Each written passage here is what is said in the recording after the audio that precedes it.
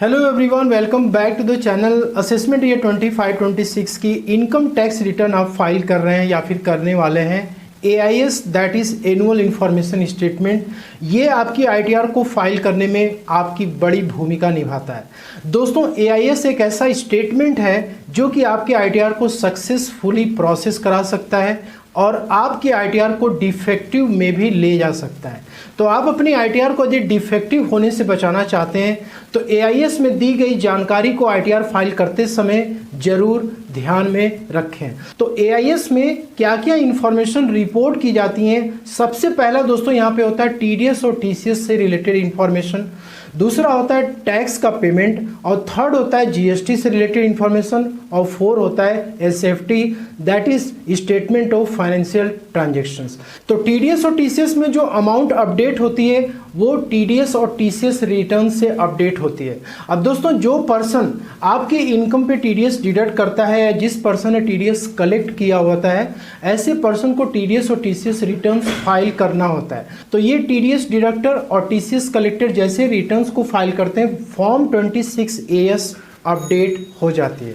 और form 26AS में जो डेटा जाता है वो दोस्तों आपके AIS में TDS और TCS को भी अपडेट करता है। और नेक्स्ट यहाँ पे टैक्स पेमेंट पे एडवांस टैक्स जो कि आप डिपॉजिट करते हैं, या फिर सेल्फ असेसमेंट टैक्स हो गया, रेगुलर असेसमेंट टैक्स हो गया, और इन तीनों टैक्सेस के जो अमाउंट होते हैं वो टैक्स पेमेंट्स हेड में अपडेट होते हैं। GST में आपको जो आपने ड्यूरिंग द ईयर सेल किया हुआ है, परचेस किया हुआ, वो इंफॉर्मेशन आपको यहाँ पे दिखती है। SFT that is statement of financial transactions, तो इसमें दोस्तों जनरली जो रजिस्ट्रार ऑफ प्रॉपर्टीज हैं, यदि आपने प्रॉपर्टी से रिलेटेड कोई ट्रांजेक्शंस की हुई, बाई या सेल किया हुआ है, या फिर आपने बैंकिंग या फाइनेंशियल इंस्टीट्यूशन से कोई ट्रांजेक्शंस की हुई, जैसे कि आप बैंक में सेविंग अकाउंट मेंटेन करते हैं, FD वगैरह आपने कराई हुई है, तो उसका इंटरेस्ट बैंक क्या करते हैं, SFT के थ्रू रिपोर्टिंग करते हैं। नेक्स्ट यहाँ पे ब्रोकिंग एजेंसी, अब जैसे कि जो भी म्यूचुअल फंड्स और शेयर मार्केट से रिलेटेड जो ट्रांजेक्शंस होते हैं, ये ब्रोकिंग एजेंसी क्या करती है, आपके पैन नंबर पे SFT के थ्रू रिपोर्टिंग करती हैं। तो ये जितने भी दोस्तों आपके इंफॉर्मेशन हैं ये आपके AIS में अपडेट होते हैं, और इसके बाद AIS से इंफॉर्मेशन उठ के TIS में अपडेट होती है, that is tax payer information summary. ITR file करते समय आपको AIS और TIS की फिगर कंसीडर करनी पड़ती है, लेकिन AIS में जो डेटा आपको दिखता है दोस्तों वो 100% सही नहीं होता है। तो आपको AIS में फीडबैक का भी ऑप्शन मिलता है, कैसे फीडबैक देना उसको भी हम अभी आगे देखेंगे। तो आप ITR को जब भी फाइल करने जाते हैं तो आपके AIS और TIS से जो डेटा होता है कुछ इस तरीके से आपके ITR में पहले से अपडेटेड होता है और आपको भी एक्शन लेना होता है। सबसे पहले तो ये है कि कुछ इनकम आपके ऐसे होते हैं जो प्री फिल्ड होके आते हैं AIS और TIS से, जैसे कि सैलरी की इनकम होगी, अदर सोर्सेज की income like fixed deposit interest, saving bank interest, dividend की इनकम, और दूसरा यहाँ पे TDS शेड्यूल्स भी आपके अपडेट हो जाते हैं। तो ITR में एक TDS का शेड्यूल होता है, salary TDS other than salary का TDS, वो भी आपके TIS से ही अपडेट होता है। नेक्स्ट यहाँ पे टैक्स पेड शेड्यूल, तो टैक्स पेड में जैसे मैंने बताया advance tax, self assessment tax, regular assessment tax, तो आपके ITR में ये अमाउंट भी क्या होता है, TIS से ही अपडेट होता है। इसके बाद नेक्स्ट होता है वैलिडेट ITR इंफॉर्मेशन और एक्सपेंसेस। आपके TIS में कुछ इनकम एक्सपेंसेस ऐसे होते हैं जो कि आपको अपनी ITR में रिपोर्ट करनी पड़ती है, जैसे कि शेयर मार्केट और म्यूचुअल फंड्स की आपकी सेल वैल्यू दी होती है, आपको कैपिटल गेन निकालना है और आपको अपनी ITR में रिपोर्टिंग करनी है। वर्चुअल डिजिटल एसेट्स की सेल होगी, ऑनलाइन गेमिंग हो गया, क्रॉसवर्ड पजल्स हो गया, इस तरीके के जो भी आपके ट्रांजेक्शन्स होते हैं दोस्तों वो आपके ITR में जानी चाहिए। तो सिस्टम क्या करता है, आपके इस रिपोर्टेड ट्रांजेक्शंस को वैलिडेट करता है कि वो आपका AIS TIS के अनुसार अपडेटेड है या नहीं है। तो यहाँ पे AIS की पूरी हैंडबुक हमने ओपन किया हुआ है जो कि PDF फॉर्मेट में है, और इसमें आप देख सकते हो कि टोटल 57 ट्रांजेक्शंस जो कि AIS में रिपोर्ट किए जाते हैं।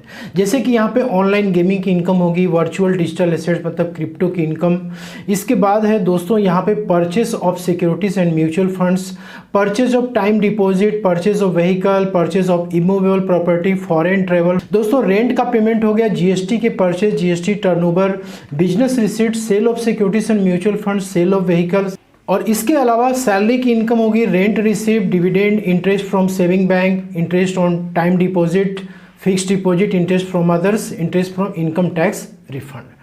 तो दोस्तों ये 57 ट्रांजेक्शन्स इनकम टैक्स के पोर्टल पे आपके पैन नंबर के अगेंस्ट में रिपोर्ट किए जाते हैं, जो कि एआईएस में अपडेट होते हैं। आईटीआर फाइल करते समय ये ट्रांजेक्शन्स आपको ध्यान में रखने हैं, इसके अकॉर्डिंग आपको अपनी आईटीआर फाइल करनी है। आपको इनकम टैक्स पोर्टल पे एआईएस कैसे चेक करना है, एआईएस चेक करने के लिए आपको इनकम टैक्स पोर्टल पे लॉगिन करना है, एआईएस में जाना है और यहाँ पे आपको प्रोसीड पे क्लिक करना है। इसके बाद आपको एआईएस पे क्लिक करना है। यहाँ पे दो स्टेटमेंट आपको दिखते हैं, होता है टैक्स पेयर इन्फॉर्मेशन समरी और दूसरा होता है एनुअल इन्फॉर्मेशन स्टेटमेंट। आपको इस पे क्लिक करना है और यहाँ पे देखिए 5 सेक्शंस जो कि मैंने आपको शुरू में डिस्कस किया था। एक तो टीडीएस और टीसीएस रिलेटेड इन्फॉर्मेशन, एसएफटी की information, payment of taxes, demand and refund और अदर इन्फॉर्मेशन।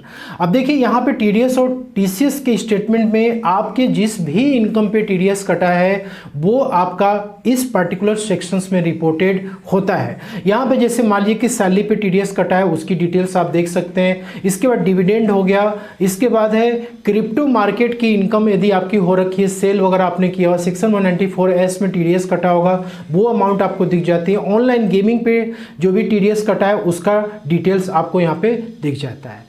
तो दोस्तों जिस भी इनकम पे टीडीएस आपका कटा है वो इनकम आपको अपने फॉर्म 26AS से मैच जरूर करना है और वो इनकम आपको अपनी आईटीआर में जरूर रिपोर्ट करनी है। इसके बाद आप एसएफटी इंफॉर्मेशन में आएंगे। अब जैसे डिविडेंड की इनकम हो गई, ये आपको यहाँ पे रिफ्लेक्ट कर जाती है। इसके अलावा आपकी सेविंग बैंक की इंटरेस्ट हो गई। इसके बाद दोस्तों sale of securities and mutual funds हो गया। ये जो सेल ऑफ सिक्योरिटीज है दोस्तों, यहाँ पे आपको सेल वैल्यू दिखती है, यहाँ पे आपको परचेस वैल्यू दिखती है। नॉर्मली लोग कंफ्यूज होते हैं कि ये जो परचेस अमाउंट दिख रहा है क्या हमें इसको आईटीआर में रिपोर्ट करनी होती है। तो दोस्तों ये अमाउंट आपको आईटीआर में रिपोर्ट नहीं करनी है। आपको ये जो सेल वैल्यू दिख रही है इसके अकॉर्डिंग आपको कैपिटल गेन निकालना है, लॉन्ग टर्म शॉर्ट टर्म उसको आपको अपने आईटीआर में रिपोर्ट करना होता है। 2 बार आपको कोई इन्फॉर्मेशन यहाँ पे दिख रही है तो आप इसकी फीडबैक सबमिट कर सकते हैं। यहाँ पे जैसे मान लीजिए डिविडेंड की इनकम है, अब आपको ये अमाउंट 2 बार दिख रहा है तो आप यहाँ पे ऑप्शनल में जाएंगे और यहाँ पे आपको फीडबैक का ऑप्शन होता है। तो यहाँ पे पहला फीडबैक है कि ये इन्फॉर्मेशन करेक्ट है, दूसरा है कि इन्फॉर्मेशन ये टैक्सेबल नहीं है, थर्ड ये कि इन्फॉर्मेशन फुल्ली करेक्ट नहीं है, information relates to other PAN और ईयर, ठीक है, और इन्फॉर्मेशन इज डुप्लीकेट। यदि डुप्लीकेट है तो आप इस पर क्लिक करेंगे, इसके बाद आपको सबमिट पे क्लिक करना है। यहाँ पे दोस्तों ये आपका फीडबैक क्या हो जाता है, सबमिट हो जाता है। तो यहाँ पे जब आप डुप्लीकेसी का दे देते हैं तो ये फीडबैक आपकी सबमिट हो जाती है, ठीक है। तो आपके केस में जो भी इंफॉर्मेशन हो आपको गलत दिखाई दे रही है तो आप उस पर क्लिक करके अपना फीडबैक भी सबमिट कर सकते हैं। दोस्तों इस पे आते हैं पेमेंट ऑफ टैक्सेस के ऊपर।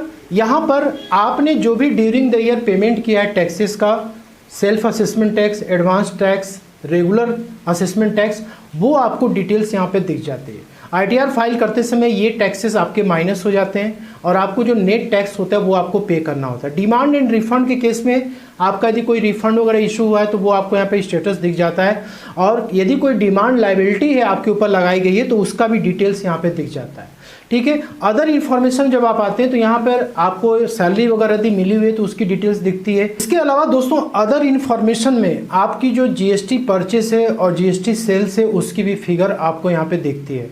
यहाँ पे आप देख सकते हो कि जीएसटी के परचेस के अमाउंट रिपोर्ट किए गए हैं और जीएसटी के टर्नओवर भी रिपोर्ट किए। दोस्तों जीएसटी पोर्टल से आपका ये ऑटो अपडेट होता रहता है।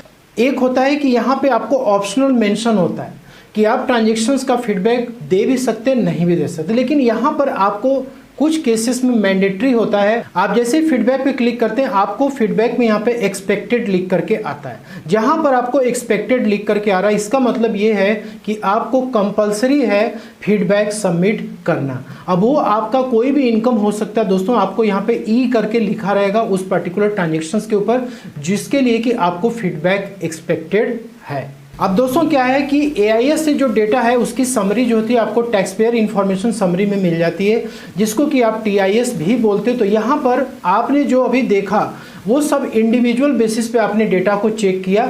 अब यहाँ पे आपको सबकी समरी मिल जाती है कि टोटल सैलरी आपको कितनी पे की, डिविडेंड कितना, इसके बाद सेविंग बैंक की interest, sale of security, mutual fund, virtual digital assets, purchase वगैरह आपने कितना किया, म्यूचुअल फंड्स का ऑनलाइन गेमिंग कितना है। दोस्तों ये जो परचेज है इसको आपको ITR में शो नहीं करना होता है, मैंने आपको पहले भी बताया था। यहाँ पे जो आप फीडबैक सबमिट करेंगे उसकी वैल्यू आपको यहाँ पे दिखती है। दोस्तों आशा करता हूँ कि आपको TIS से रिलेटेड सारी बातें क्लियर हो गई। मेक श्योर करें इसके अकॉर्डिंग ही ITR फाइल करें। वीडियो में दी गई जानकारी पसंद अच्छी लगे लाइक शेयर जरूर करिए। मिलते हैं नेक्स्ट वीडियो में। Thank you so much.